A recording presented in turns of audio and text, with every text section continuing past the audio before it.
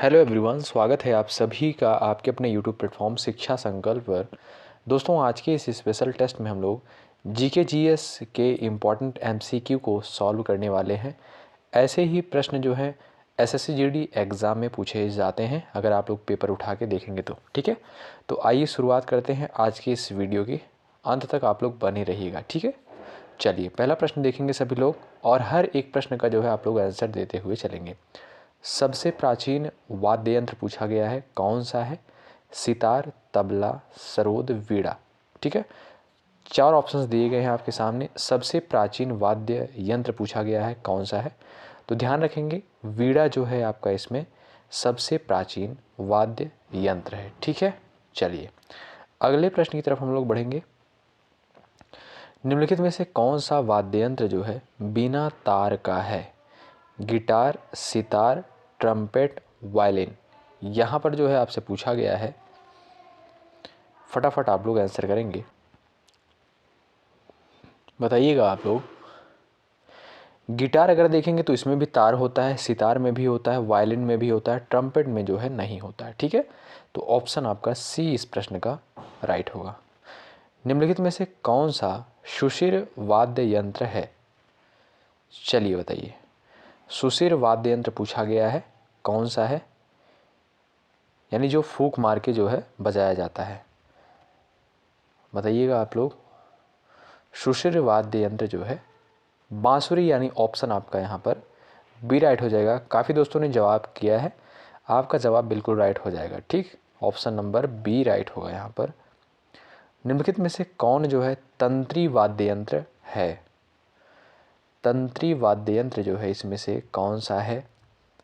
संतूर, यानी ऑप्शन आपका D right हो जाएगा। तंत्री वाद्य यंत्र अगर आपसे पूछा जाए तो यहाँ पर दोस्तों संतूर होगा। ठीक, आइए मृदंग जो है होता है, ऑप्शन कुछ इस प्रकार से दिए गए हैं आपके सामने, आप लोग ध्यानपूर्वक पढ़ें और आंसर करें। मृदंग जो है होता है दो मुंह वाला ढोल। ठीक, ये आपका ऑप्शन नंबर ए राइट होगा। चलिएगा, संगीत यंत्र सितार का आविष्कार जो है किसने किया था?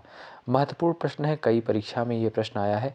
सितार का जो है आविष्कार किसने किया था? बहुत बढ़िया, यहाँ पर आंसर आना प्रारंभ हो गया है, बहुत ही सुंदर। अमीर खुसरो, बहुत बढ़िया, ऑप्शन आपका ए राइट हो जाएगा यहाँ पर। सितार के आविष्कारक कौन है? अमीर खुसरो जी हैं। ठीक है, ऑप्शन आपका ए इस विकल्प आपका बिल्कुल राइट हो जाएगा इस प्रश्न का। आइए, निम्नलिखित में से कौन जो है मुगल शासक वीणा वादन के लिए प्रसिद्ध था? बताएंगे आप लोग, कौन मुगल शासक था जो वीणा वादन के लिए प्रसिद्ध था? फटाफट आप लोग आंसर करेंगे इस प्रश्न का। बहुत ही सुंदर जवाब आ रहा है, बहुत बढ़िया जी, बिल्कुल औरंगजेब। ठीक, ऑप्शन नंबर आपका सी राइट हो जाएगा। ऑप्शन आपका सी बिल्कुल आपका यहाँ पर करेक्ट हो जाएगा। ठीक, चलिए, मुगल सम्राट अकबर किस वाद्य यंत्र को बहुत ही कुशलता से बजाता था? बताएंगे आप लोग। यहाँ पर राइट आंसर क्या हो जाएगा इस प्रश्न का? मुगल सम्राट अकबर किस वाद्य यंत्र को बहुत ही कुशलता से बजाता था? नक्कारा, यानी ऑप्शन आपका डी राइट हो जाएगा। आइए, उस्ताद बिस्मिल्लाह खान किस वाद्य यंत्र को बजाते थे? ये भी महत्वपूर्ण प्रश्न है, आप लोग बताएंगे दोस्तों। उस्ताद बिस्मिल्लाह खान जो है किस वाद्य यंत्र को बजाते थे? तो ध्यान रखेंगे आप लोग, शहनाई, यानी ऑप्शन नंबर आपका सी, क्वेश्चन नंबर 10 का ऑप्शन नंबर सी बिल्कुल करेक्ट होगा यहाँ पर। ठीक, आइएगा, अमजद अली खान निम्नलिखित में से किस संगीत वाद्य से संबंधित हैं? अमजद अली खान निम्नलिखित में से किस संगीत वाद्य से संबंधित हैं? सरोद, वीणा, सितार, वायलिन। तो दोस्तों यहाँ पर जो राइट आंसर हो जाएगा आपका सरोद बिल्कुल करेक्ट होगा। ठीक, अगर आपसे पूछा जाए अमजद अली खान निम्नलिखित में से किस संगीत वाद्य यंत्र से संबंधित थे, तो सरोद से संबंधित थे। ठीक है, ऑप्शन नंबर आपका बी राइट होगा। चलिए, पूछा गया है विलायत खान किस वाद्य यंत्र से संबंधित थे? विलायत खान जो है सितार से संबंधित हैं, यानी ऑप्शन आपका बी राइट हो जाएगा, बी विकल्प आपका करेक्ट होगा। नीरू स्वामी पिल्लई संबंधित हैं, चलिएगा बताइएगा। नीरू स्वामी पिल्लई जो है किससे संबंधित है? नादस्वरम से, ठीक है, ये आपका विकल्प नंबर सी करेक्ट होगा। एस बालचंद्रन किस वाद्ययंत्र से संबंधित हैं? एस बालचंद्रन जो हैं किस वाद्ययंत्र से संबंधित हैं? सितार, संतूर, वीणा, सारंगी।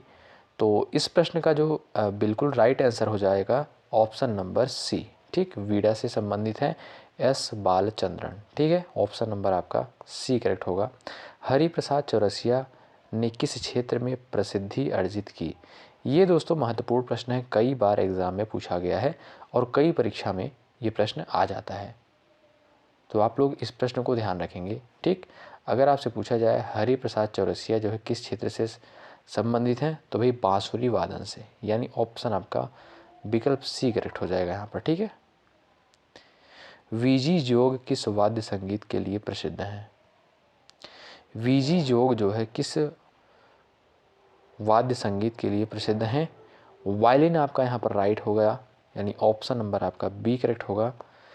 गोविंद स्वामी पिल्लई का संबंध किस वाद्य यंत्र से है? गोविंद स्वामी पिल्लई का संबंध जो है किस वाद्य यंत्र से है? ध्यान रखेंगे वायलिन से संबंधित है, ठीक है, ऑप्शन नंबर आपका सी राइट, डी राइट हो जाएगा, ऑप्शन नंबर डी करेक्ट होगा। पन्ना लाल घोष का संबंध किस वाद्य यंत्र से है? पन्ना लाल घोष का संबंध जो है बांसुरी से है, ठीक, ऑप्शन आपका बी राइट हो जाएगा, ठीक, पन्ना लाल घोष का संबंध जो है बांसुरी से है। मोहिनी अट्टम नृत्य रूप का विकास निम्नलिखित में से किस राज्य में हुआ? बताएंगे भाई आप लोग, यहाँ पर जो है राइट आंसर क्या होगा बताइएगा। महत्वपूर्ण प्रश्न है, ध्यान रखेंगे दोस्तों। मोहिनी अट्टम नृत्य रूप का विकास जो है निम्नलिखित में से किस राज्य में हुआ? तो याद रखेंगे केरल राज्य में, ठीक है, मोहिनी अट्टम का जो है विकास कहाँ पर हुआ? केरल में, ऑप्शन आपका डी राइट होगा, विकल्प डी करेक्ट हो जाएगा। कुचिपुड़ी किस राज्य की नृत्य शैली है? महत्वपूर्ण है ये भी। कुचिपुड़ी जो है किस राज्य की नृत्य शैली है? आंध्र प्रदेश, ठीक, विकल्प बी आपका करेक्ट होगा, ऑप्शन नंबर बी आपका बिल्कुल राइट हो जाएगा। निम्न में से कौन एक उत्तर भारतीय नृत्य है? बताइएगा, उत्तर भारतीय नृत्य जो है इसमें से कौन सा है? कथक है, मणिपुरी है, उड़ीसी है, कथकली है। तो यहाँ पर जो है आपका सही हो जाएगा ऑप्शन नंबर ए, यहाँ पर जो है कथक आपका उत्तर भारतीय नृत्य है। आइए, कथकली नृत्य रूप किस राज्य से संबंधित है? ये भी महत्वपूर्ण है। कथकली पूछा जाए तो केरल का आपका ऑप्शन नंबर ए राइट हो जाएगा, केरल, ठीक है, विकल्प आपका ए राइट हो जाएगा। निम्न नृत्य शैलियों में से किसका उद्गम पूर्वी भारत से हुआ है? पूर्वी भारत से हुआ, बताइएगा आप लोग। निम्न नृत्य शैलियों में से किसका उद्गम पूर्वी भारत से हुआ है? मणिपुरी, ठीक है, ऑप्शन नंबर आपका डी करेक्ट हो जाएगा। मणिपुरी नृत्य शैली का जो है उद्गम पूर्वी भारत से हुआ है, ये आप लोग याद रखेंगे। आंध्र प्रदेश का क्लासिकल नृत्य कौन सा है? आंध्र प्रदेश का जो क्लासिकल नृत्य है दोस्तों, महत्वपूर्ण है, पूछा गया प्रश्न है, कुचिपुड़ी है, याद रखेंगे, ऑप्शन आपका यहाँ पर डी बिल्कुल राइट हो जाएगा, ठीक है। निम्नलिखित में से कौन सा एक देव नृत्य है? बताएंगे आप लोग, निम्नलिखित में से कौन सा एक जो है देव नृत्य है? तो याद रखेंगे महत्वपूर्ण है कुचिपुड़ी, यानी ऑप्शन आपका सी करेक्ट होगा इस प्रश्न का।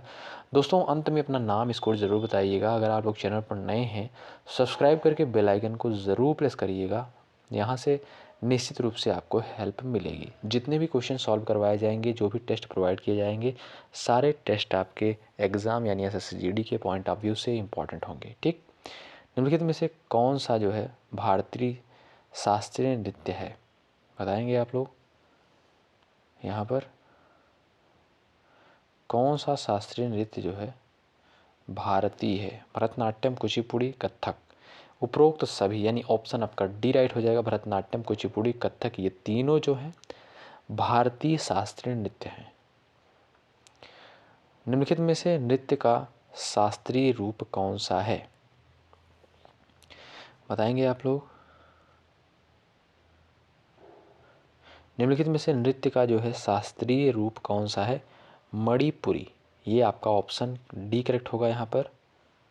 ठीक, आइए। भारतीय शास्त्रीय नृत्य की सबसे प्राचीन शैली कौन है? बताएंगे यहाँ पर। भारतीय शास्त्रीय नृत्य की सबसे प्राचीन शैली जो है भरतनाट्यम है, यानी विकल्प आपका सी इस प्रश्न का राइट होगा। ओके, आइए। निम्नलिखित नृत्यों में कौन गरीबों की कथकली के नाम से जानी जाती है? गरीबों की कथकली, बताइएगा।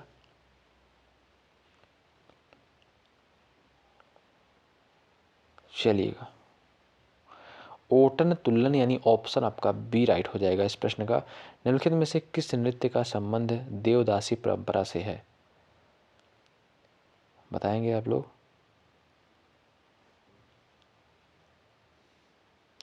निम्नलिखित में से किस नृत्य का संबंध देवदासी परंपरा से है? मोहिनी अट्टम यानी विकल्प सी राइट होगा यहाँ पर। ओके, आइए। निम्नलिखित नृत्यों में कौन एकल नृत्य नहीं है? निम्नलिखित नृत्यों में कौन एकल नृत्य नहीं है पूछा गया है आपसे प्रश्न। तो करेक्ट आंसर होगा ओडिसी, यानी ऑप्शन आपका डी राइट हो जाएगा। ओके, निम्नलिखित में से कौन सा एक शास्त्रीय नृत्य नहीं है? यहाँ पर आप लोग बताइएगा शास्त्रीय नृत्य कौन सा नहीं है।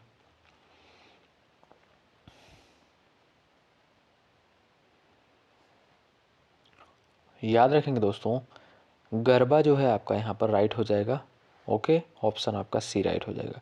रविन्द्रनाथ टैगोर ने किस शास्त्रीय नृत्य को पुनर्जीवित करके उसे केरल के अतिरिक्त बंगाल में लोकप्रिय बनाया? चलिए फटाफट आंसर करेंगे। रविन्द्रनाथ टैगोर ने किस शास्त्रीय नृत्य को पुनर्जीवित करके उसे केरल के अतिरिक्त बंगाल में लोकप्रिय बनाया? कथकली को, यानी ऑप्शन नंबर आपका बी राइट होगा।